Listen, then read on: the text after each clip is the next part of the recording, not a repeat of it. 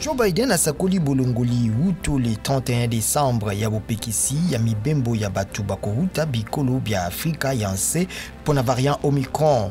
Mokonzi Amerika alobi na liyebisi ete bopekisi mibembo bozali na litomba te na bokolongono bwa nzoto na bato. Denis Sassou Nguesso alobi bopesi mangwele ma Covid bokokoma na 30% te na Congo Brazzaville lokola ebongisamaki pe asengi makasi masalama. Mokonzi ya Congo Brazzaville apesaki lisikulu lia ye ya mobu liboso na Congrès.